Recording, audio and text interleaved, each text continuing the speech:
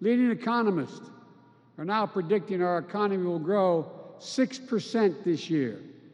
That's a rate we haven't seen in years and years. We can cut child poverty in half this year. With the American Rescue Plan, we're meeting immediate emergencies. Now it's time to rebuild. Even before the crisis we're now facing, those at the very top in America were doing very well, which is fine. They were doing great. But everyone else was falling behind. The pandemic only made the division so much worse and more obvious. Millions of Americans lost their jobs last year, while the wealthiest 1% of Americans saw their net worth increase by $4 trillion. Just goes to show you how distorted and unfair our economy has become. It wasn't always this way. Well, it's time to change that. I note parenthetically that I got criticized for giving tax breaks to middle class and poor folks this last time. I didn't hear that cry, you and cry, when we were doing the same thing. When Trump's tax bill passed, 83% of the money went to the top 1%. You know, this is not to target those who've made it, not to seek retribution. This is about opening opportunities for everybody else. And here's the truth. We all will do better when we all do well. It's time to build our economy from the bottom up and from the middle out, not the top down. That hadn't worked very well. For the economy overall, it hadn't worked.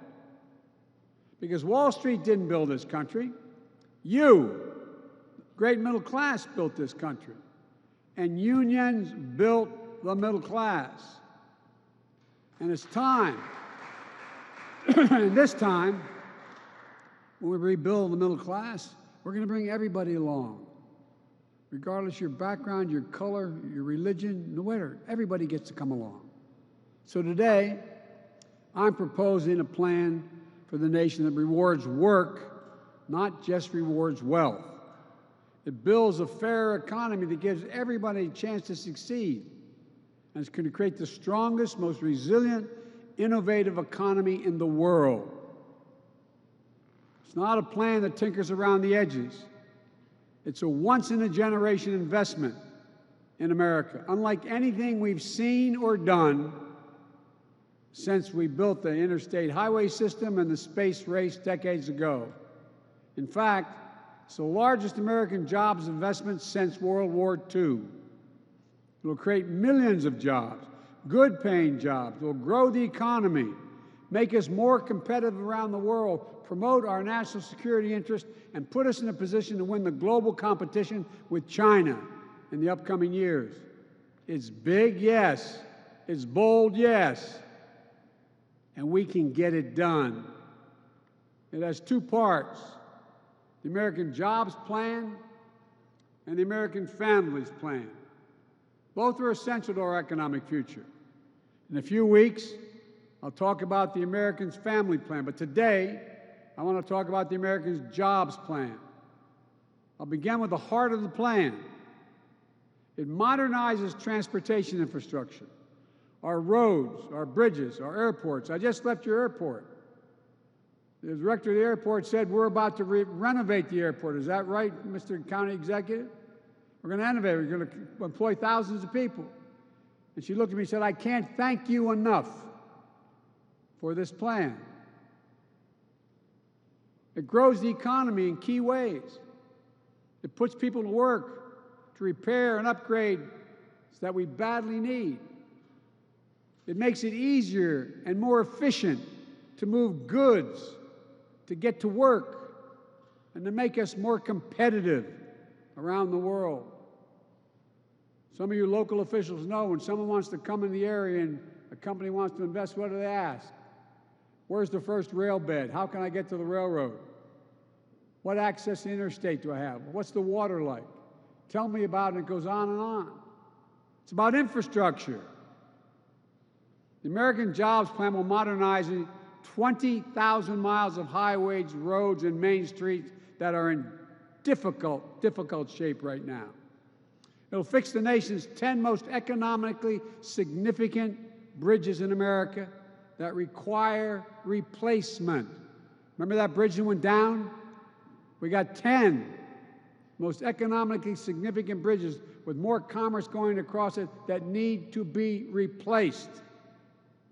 We'll also repair 10,000 bridges, desperately needed upgrades to unclog traffic, keep people safe, and connect our cities, towns, and tribes across the country. The American Jobs Plan will build new rail corridors and transit lines, easing congestion, cutting pollution, slashing commute times, and opening up investment in communities that become connected to the cities and cities to the outskirts, where a lot of jobs are these days.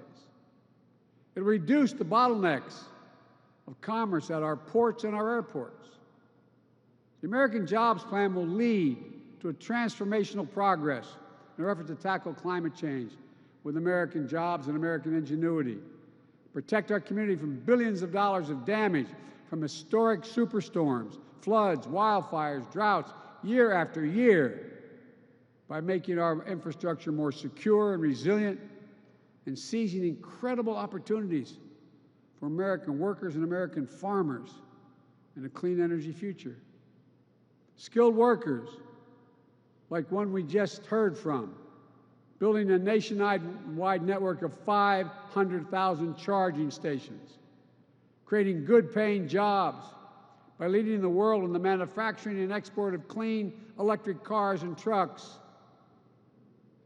We're going to provide tax incentives and point-of-sale rebates to help all American families afford clean vehicles of the future.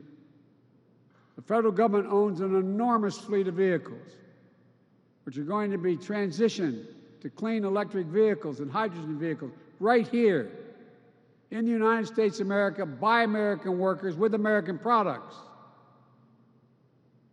When we make all of these investments, we're going to make sure, as the executive order I signed early on, that we buy American.